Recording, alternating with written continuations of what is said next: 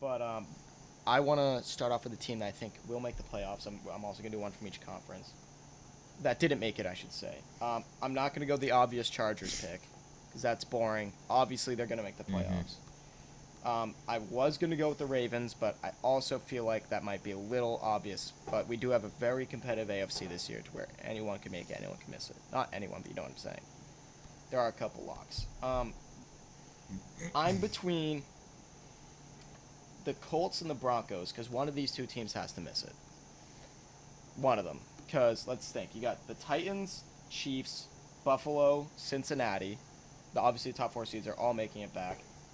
You got LA. That's 5. Then there's 2 spots left. And that's between Miami, Indy, Cleveland, depending on suspension, Baltimore, and Denver. I will say, are you that confident in Tennessee? I know a lot of people are selling on them right now. I think,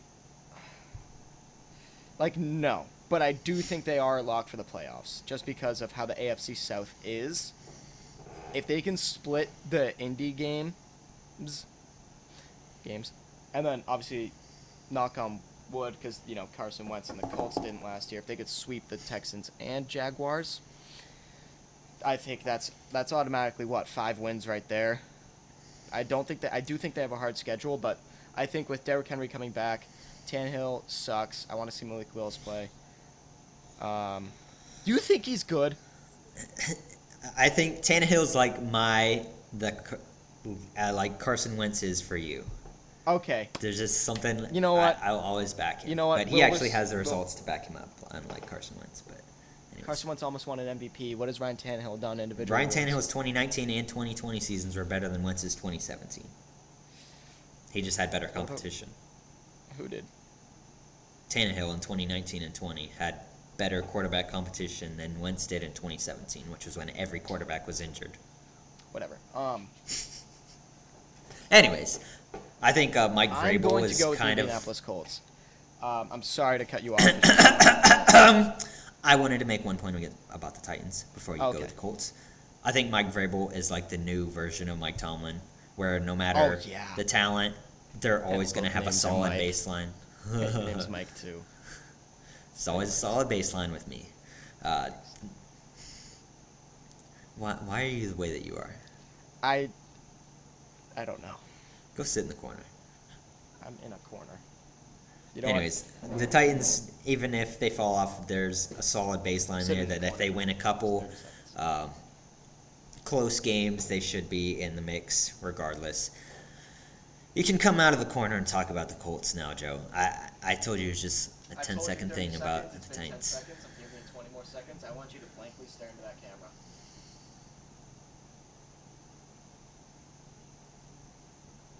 How does it feel?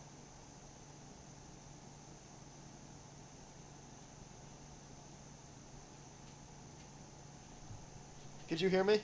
Or no?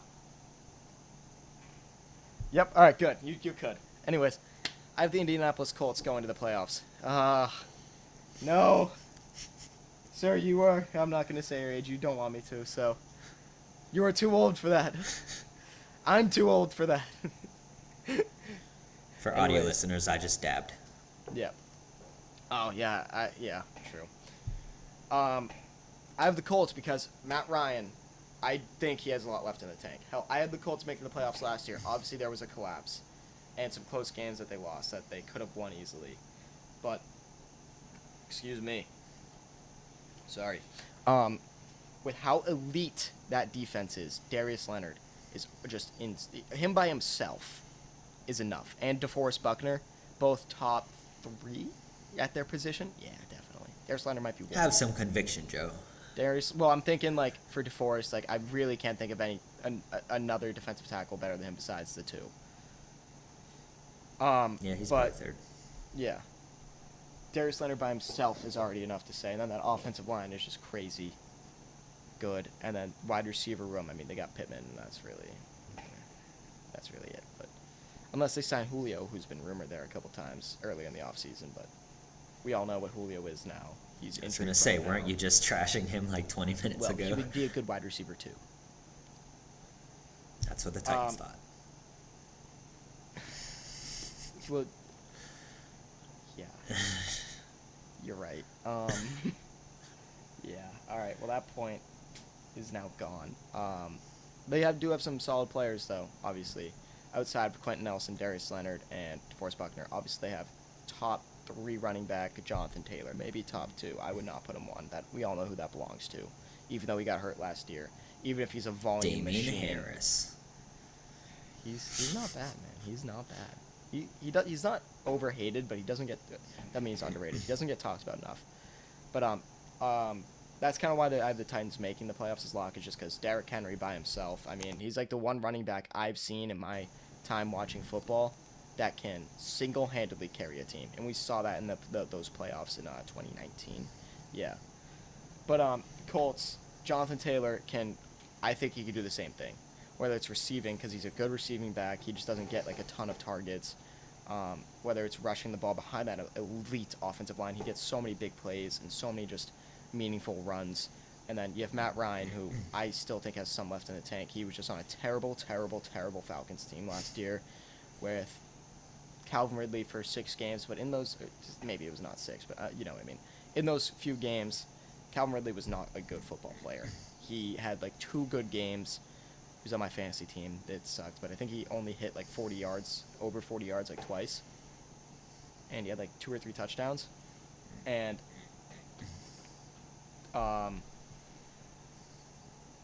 sorry. Yeah, I just lost my whole train of thought. I'll take over. You also didn't mention the Colts. They added. My mom walked down and I got distracted. It's not my fault. It's never your fault, is it, Joe? I heard if you notice it got quiet, I heard the door open. I was like, someone's gonna come down here. Don't do it. I told you. I was preparing for it. You know what I mean? Anyways, Sorry. The Colts, they also added Stephon Gilmore, Defensive Player of the Year a couple years ago. I didn't even get to that yet. That was They added Yannick Ngakoue too, good pass rusher. Yeah.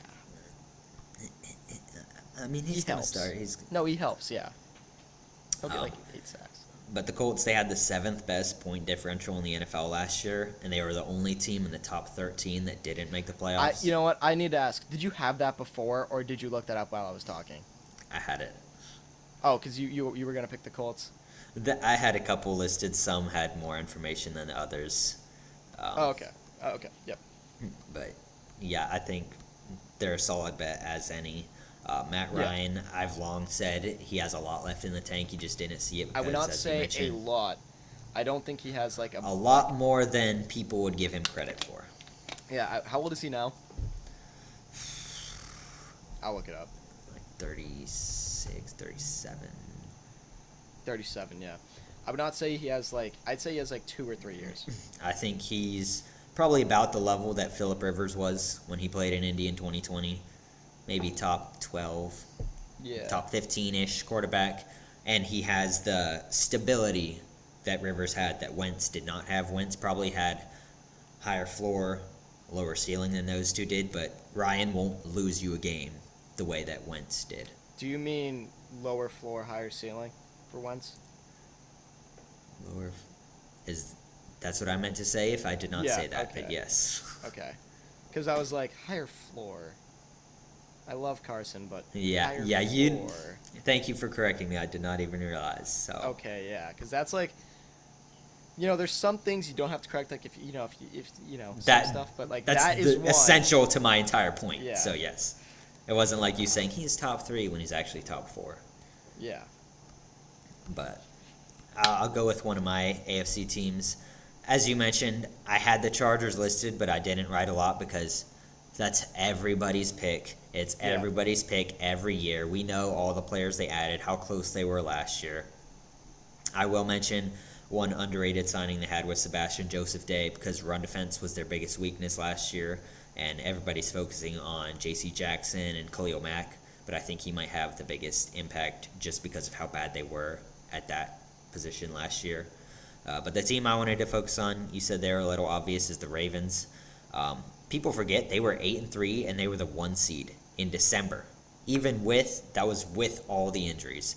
Then Lamar went out and the close game luck went out the window with him. But even then, when Tyler Huntley was starting, they had a 2-point loss at Cleveland. They had a 1-point loss at Green Bay when they went for 2 and missed it. They had a 1-point loss versus the Rams, who had to score a game-winning touchdown with less than a minute to go.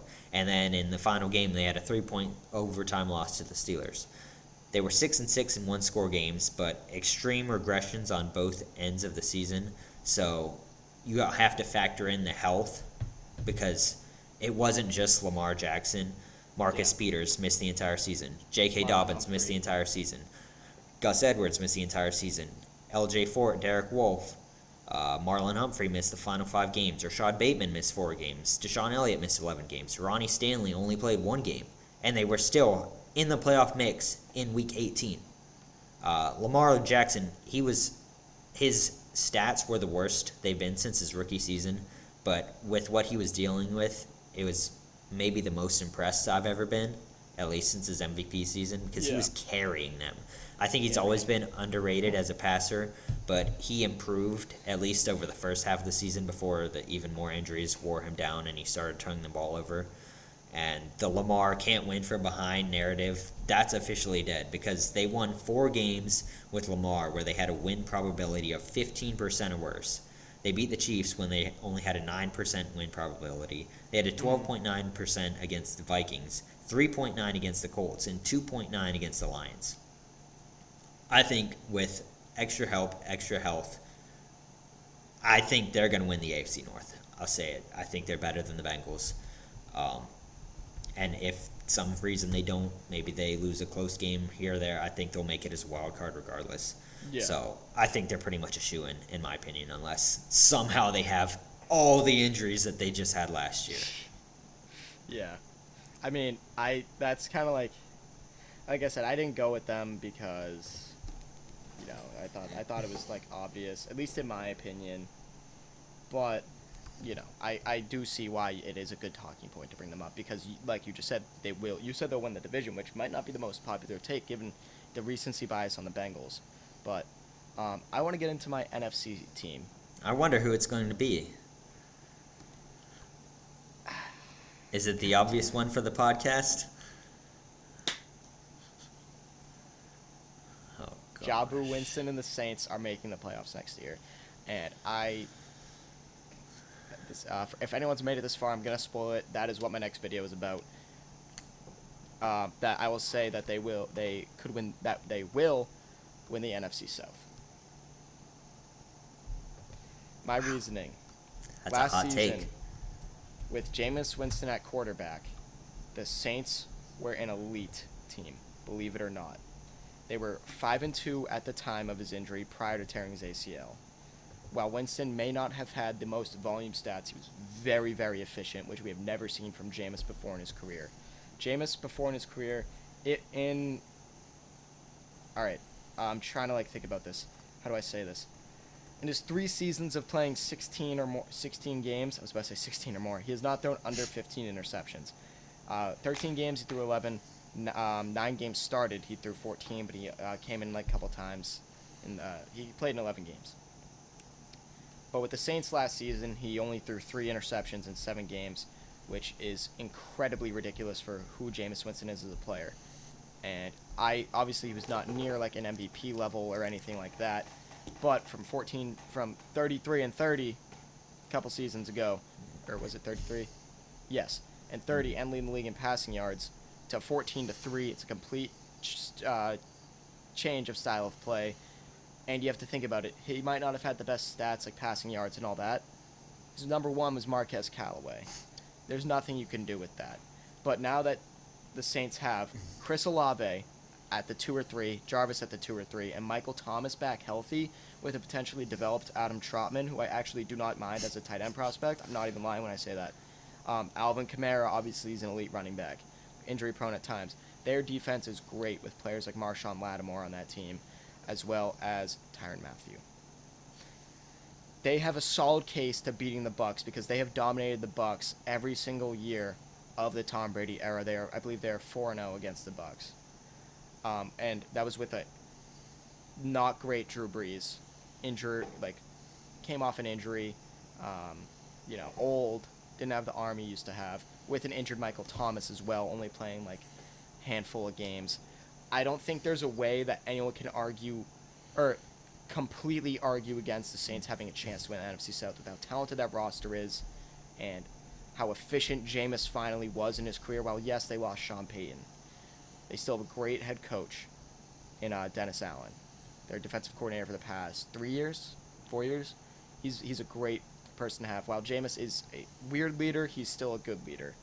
While he does eat W's, and he's not good at pregame speeches, but he still gets the people around him to believe in him because that's just who he is. And I believe that the Saints will win the NFC South in 2022. Look at you. All these numbers, all these facts. I'm proud of you. But I am very keen. This is my next video. I'm very keen on this topic. I think anybody who's listened to the podcast, you can't be surprised at this. The Saints are pretty much the JMTD Show's favorite team at this point. We talk about how great they are every episode and how we both are going to be shocked if they don't make the playoffs next year. You basically hit on every point. Even last year, you mentioned that they beat the Bucs 2 years ago with a not good One of them was Breeze. not with Jameis. Let's keep that in mind. Yeah, I was going to say last year, how good Taysom they were Hill even started without Jameis. Taysom Hill started the game at Tampa, and the first game was when Winston got hurt, and Trevor Siemian came in and led him to the win.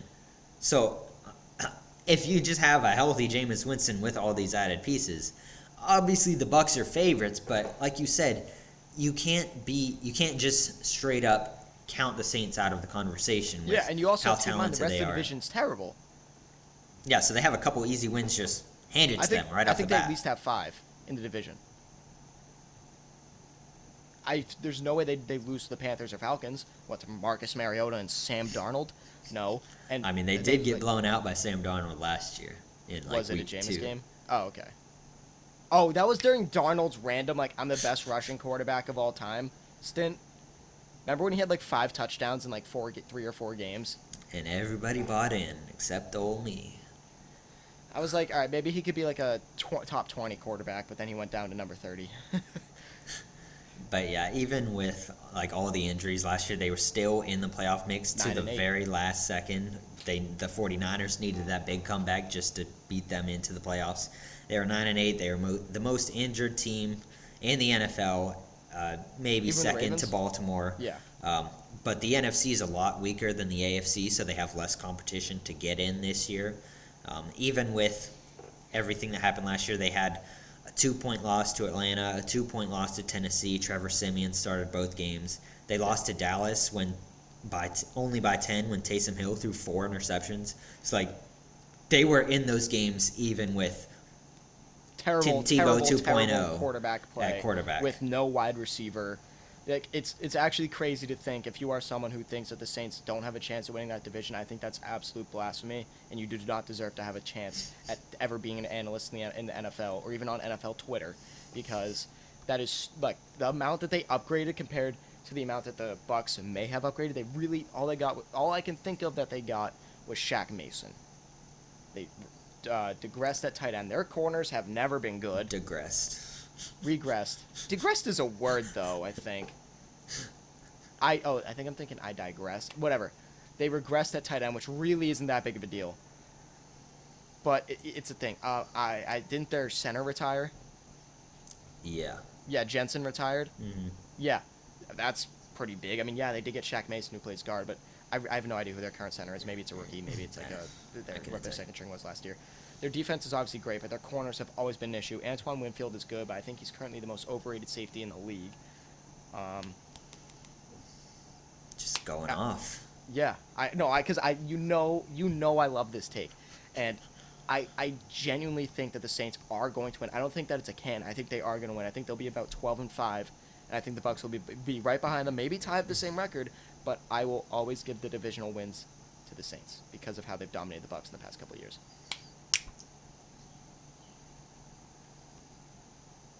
I have nothing to add. You hit on every point, and you did it a lot more emphatically than I ever possibly could have. So, go Saints. They're going to make the playoffs.